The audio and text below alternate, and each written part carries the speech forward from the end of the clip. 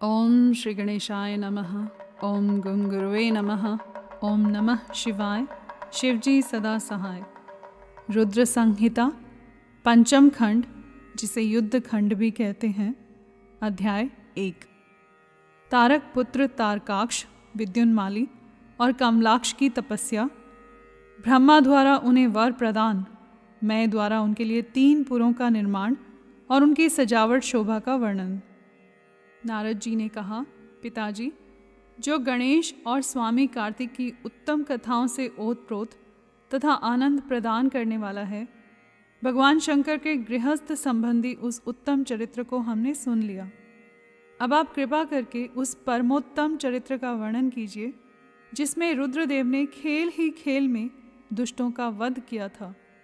महान वीर्यशाली भगवान शंकर ने देवद्रोहियों के 3 नगरों को एक ही साथ एक ही बाण से किस कारण एवं कैसे भस्म कर डाला था। भगवान, जिनके भाल में बाल चंद्रमा सुशोभित है तथा जो सदा माया के साथ विहार करने वाले हैं, उन भगवान शंकर का चरित्र तो देवऋषियों को आनंद प्रदान करने वाला है। आप वह सारा चरित्र विस्तार पूर्वक वर्णन कीजिए। ब्रह्मा जी बोले, ऋषि श्रेष्ठ, पहले किसी समय व्यास ने संत कुमार से ऐसा ही प्रश्न किया था। उस समय संत कुमार ने जो कुछ उत्तर दिया था, वही मैं वर्णन करता हूँ। उस समय संत कुमार ने कहा था, महाबुद्धिमान व्यास जी, विश्व का संहार करने वाले चंद्रमौली शिव ने जिस प्रकार एक ही बाण से त्रिपुर को भस्म किया था, वह चरित्र कहता हूँ, सुनो। मुनीश्वर, जब शिव कुमार स्कंद ने तारकासुर को मार डाला, तब उसके 3 पुत्रों को महान संताप हुआ। उनमें तारकाक्ष सबसे ज्येष्ठ था, विद्युन्माली मझला था और छोटे का नाम कमलाक्ष था। उन तीनों में समान बल था। वे जितेंद्रिय, सदा कार्य के लिए उद्यत, संयमी, सत्यवादी, दृढ़चित्त, महान वीर और देवों से द्रोह करने वाले थे। उन तीनों ने सभी उत्तमोत्तम एवं मनोहर भोगों का परित्याग करके मेरु पर्वत की एक कंदरा में जाकर परम अद्भुत तपस्या आरंभ की। वहाँ उन्होंने हजारों वर्षों तक ब्रह्मा जी की प्रसन्नता के लिए अत्यंत उग्र तप किया। तब सुर और असुरों के गुरु महायशस्वी ब्रह्मा जी उनकी तपस्या से अत्यंत संतुष्ट होकर उन्हें वर देने के लिए प्रकट हुए। ब्रह्मा जी ने कहा, महादैत्यों, मैं तुम लोगों के तप से प्रसन्न हो गया हूँ, अतः तुम्हारी कामना के अनुसार तुम्हें सभी वर प्रदान करूँगा। देवद्रोहियों, मैं सबकी तपस्या के फलदाता और सर्वदा सब कुछ करने में समर्थ हूँ। अतः बताओ, तुम लोगों ने इतना घोर तप किस लिए किया है? संत कुमार जी कहते हैं, मुने, ब्रह्मा जी की यह बात सुनकर उन सब ने अंजलि बांधकर पितामह के चरणों में प्रणिपात किया और फिर धीरे धीरे अपनी मन की बात कहना आरंभ किया। दैत्य बोले, देवेश, यदि आप हम पर प्रसन्न हैं और हमें वर देना चाहते हैं, तो यह वर दीजिए कि समस्त प्राणियों में हम सब के लिए अवध्य हो जाएं। जगन्नाथ, आप हमें स्थिर कर दें और हमारे जरा, रोग आदि सभी शत्रु नष्ट हो जाएं तथा कभी भी मृत्यु हमारे समीप न फटके। हम लोगों का ऐसा विचार है कि हम लोग अजर अमर हो जाएं और त्रिलोकी में अन्य सभी प्राणियों को मौत के घाट उतारते रहें, क्योंकि ब्राह्मण, यदि 5 ही दिनों में काल के गाल में चला जाना निश्चित ही है, तो अतुल लक्ष्मी, उत्तमोत्तम नगर, अन्यान्य भोग सामग्री, उत्कृष्ट पद और ऐश्वर्य से क्या प्रयोजन है? मेरे विचार से तो उस प्राणी के लिए ये सभी व्यर्थ हैं। संत कुमार जी कहते हैं, महर्षि, उन तपस्वी दैत्यों की यह बात सुनकर ब्रह्मा अपने स्वामी गिरिशाई भगवान शंकर का ध्यान करके बोले। ब्रह्मा जी ने कहा, असुरों, अमरत्व सभी को नहीं मिल सकता, अतः तुम लोग अपना यह विचार छोड़ दो। इसके अतिरिक्त अन्य कोई वर जो तुम्हें रुचता हो, मांग लो, क्योंकि दैत्यों, इस भूतल पर जहाँ कहीं भी जो प्राणी जन्मा है अथवा जन्म लेगा, वह जगत में अजर अमर नहीं हो सकता। इसलिए पाप रहित असुरों, तुम लोग स्वयं अपनी बुद्धि से विचार कर मृत्यु की वंचना करते हुए कोई ऐसा दुर्लभ एवं दुस्साध्य वर मांग लो जो देवता और असुरों के लिए भी आशक्य हो। उस प्रसंग में तुम लोग अपने बल का आश्रय लेकर पृथक पृथक अपने मरण में किसी हेतु को मांग लो जिससे तुम्हारी रक्षा हो जाए और मृत्यु तुम्हें वरण न कर सके। संत कुमार जी कहते हैं, महर्षि, ब्रह्मा जी के ऐसे वचन को सुनकर वे 2 घड़ी तक ध्यानस्थ हो गए। फिर कुछ सोच विचार कर सर्वलोक पितामह ब्रह्मा जी से बोले। दैत्यों ने कहा, भगवान, यद्यपि हम लोग प्रबल पराक्रमी हैं, तथापि हमारे पास कोई ऐसा घर नहीं है जहां हम शत्रुओं से सुरक्षित रहकर सुखपूर्वक निवास कर सकें। अतः आप हमारे लिए ऐसे 3 नगरों का निर्माण करा दीजिए जो अत्यंत अद्भुत और संपूर्ण संपत्तियों से संपन्न हो तथा देवता जिनका प्रदर्शन न कर सकें। लोकेश, आप तो जगत गुरु हैं। हम लोग आपकी कृपा से ऐसे 3 पुरों में अधिष्ठित होकर इस पृथ्वी पर विचरण करेंगे। इसी बीच तारकाक्ष ने कहा कि विश्वकर्मा मेरे लिए जिस नगर का निर्माण करे वह स्वर्णमय हो और देवता भी उसका भेदन न कर सकें। तत्पश्चात कमलाक्ष ने चांदी के बने हुए अत्यंत विशाल नगर की याचना की और विद्युन्माली ने प्रसन्न होकर वज्र के समान कठोर लोहे का बना हुआ बड़ा नगर मांगा।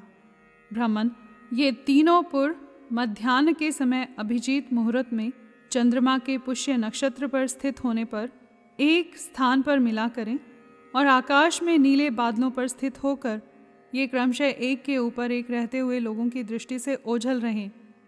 फिर पुष्करावर्त नामक काले मेघों के वर्षा करते समय 1 सहस्र वर्ष के बाद ये 3 नगर परस्पर मिलें और एक ही भाव को प्राप्त हों, अन्यथा नहीं। उस समय कृतिवासा भगवान शंकर, जो वैर भाव से रहित सर्वदेवमय और सबके देव हैं, लीलापूर्वक संपूर्ण सामग्रियों से युक्त एक असंभव रथ पर बैठकर एक अनोखे बाण से हमारे पुरों का भेदन करें। किंतु भगवान शंकर सदा हम लोगों के वंदनीय, पूज्य और अभिवादन के पात्र हैं, अतः वे हम लोगों को कैसे भस्म करेंगे? मन में ऐसी धारणा करके हम ऐसे दुर्लभ वर को मांग रहे हैं। संत कुमार जी कहते हैं, व्यास जी, उन दैत्यों का कथन सुनकर सृष्टिकर्ता लोक पितामह ब्रह्मा ने शिव जी का स्मरण करके उनसे कहा कि अच्छा, ऐसा ही होगा। फिर मैं को भी आज्ञा देते हुए उन्होंने कहा, हे मैं, तुम सोने, चांदी और लोहे के 3 नगर बना दो। यूँ मैं को आदेश देकर ब्रह्मा जी उन तारक पुत्रों के देखते देखते अपने धाम स्वर्ग को चले गए।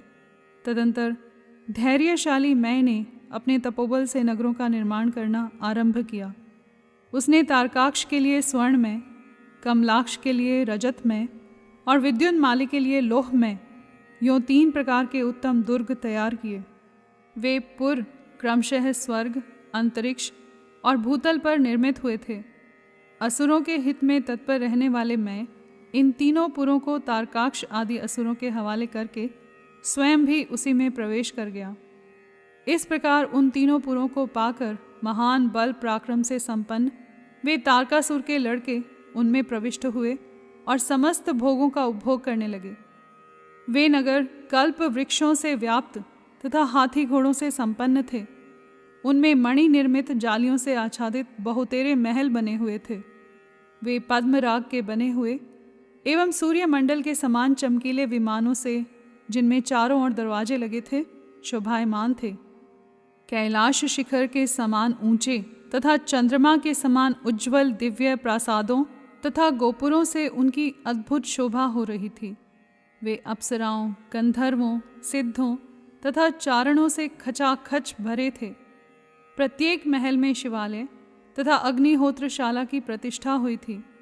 उनमें शिव भक्ति परायण शास्त्रज्ञ ब्राह्मण सदा निवास करते थे।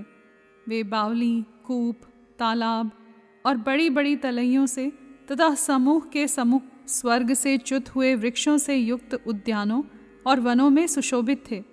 बड़ी बड़ी नदियों, नदों और छोटी छोटी सरिताओं से, जिनमें कमल खिले हुए थे, उनकी शोभा और बढ़ गई थी। उनमें संपूर्ण कामनाओं को पूर्ण करने वाले अनेकों फलों के भार से लदे हुए वृक्ष लगे थे, जिनसे वे नगर विशेष मनोहर लगते थे। वे झुंड के झुंड मदमत गजराजों से, सुंदर सुंदर घोड़ों से, नाना प्रकार के आकार प्रकार वाले रथों एवं शिबिकाओं से अलंकृत थे। उनमें समयानुसार पृथक पृथक क्रीड़ा स्थल बने थे और वेदाध्ययन की पाठशालाएं भी भिन्न भिन्न निर्मित हुई थी। वे पापी पुरुषों के लिए मन वाणी से भी अगोचर थी। उन्हें सदाचारी पुण्यशील महात्मा ही देख सकते थे।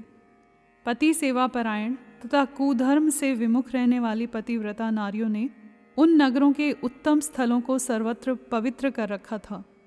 उनमें महाभाग शूरवीर दैत्य और श्रुति स्मृति के अर्थ के तत्वज्ञ एवं स्वधर्म परायण ब्राह्मण अपनी स्त्रियों तथा पुत्रों के साथ निवास करते थे। उनमें मैं द्वारा सुरक्षित ऐसे सुदृढ़ पराक्रमी वीर भरे हुए थे जिनके केश नील कमल के समान नीले और घुंघराले थे। वे सभी सुशिक्षित थे, जिससे उनमें सदा युद्ध की लालसा भरी रहती थी। वे बड़े बड़े समरों से प्रेम करने वाले थे। ब्रह्मा और शिव का पूजन करने से उनके पराक्रम विशुद्ध थे। वे सूर्य, मरुदगण और महेंद्र के समान बली थे और देवताओं के मथन करने वाले थे। वेदों, शास्त्रों और पुराणों में जिन जिन धर्मों का वर्णन किया गया है, वे सभी धर्म और शिव के प्रेमी देवता वहाँ चारों ओर व्याप्त थे।